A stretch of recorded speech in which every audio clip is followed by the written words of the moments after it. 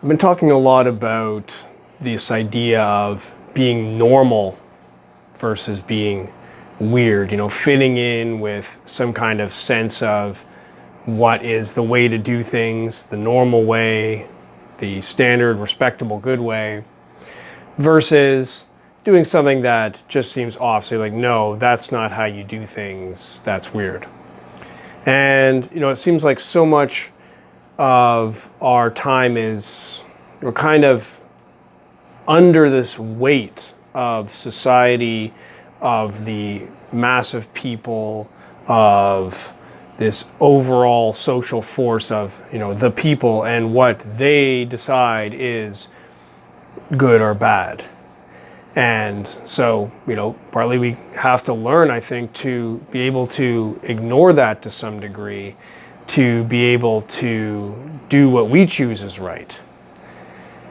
But then I think there's another way of looking at all this, and maybe just another way of imagining it, that we can use this idea of normal and weird. We can use it ourselves. We can use it internally, apply it to ourselves. So this idea of what we consider to be normal, we can define our own normal. Now just forget about society and just imagine it, we're managing our own activities. What do we consider to be normal and good versus weird?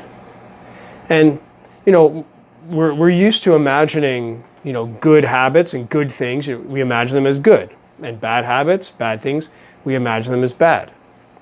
But imagine taking that and using that same sense of normal versus something's off. So things that we want to encourage, that we see as good things, good habits, imagine that we looked at those things as being normal.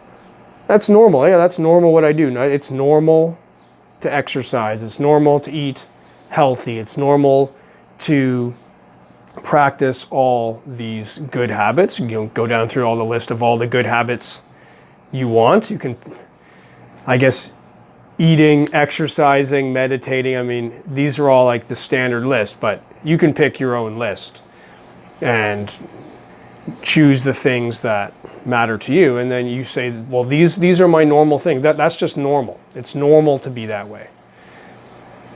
Whereas the bad habits, the things that you don't want to do, that can be, that's kind of weird. Like, it's kind of weird to just watch TV all day. It's weird to do these drugs and drinking to intoxication and all this stuff. Why do you do that? What's up with that? That's just a weird thing. So just by imagining that, it's like we can apply that powerful force of be normal and don't be weird and different. We can apply that force within ourselves to encourage the things we want and discourage the things we don't want. So, it doesn't make an automatic change. We can still avoid eating good food and we can still continue in our bad habits.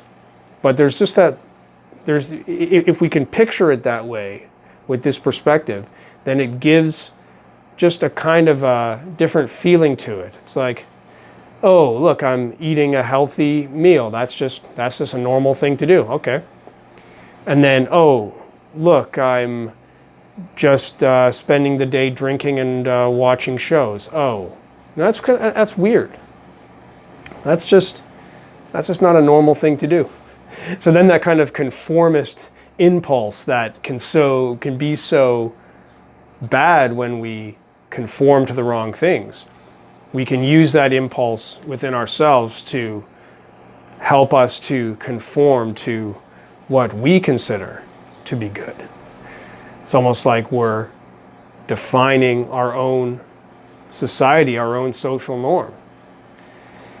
And why not? If society is really made up of all these people and the mass of people each doing their thing, each person, it seems, has as much authority as any other to really set the guidelines for for what you consider to be good and normal and right.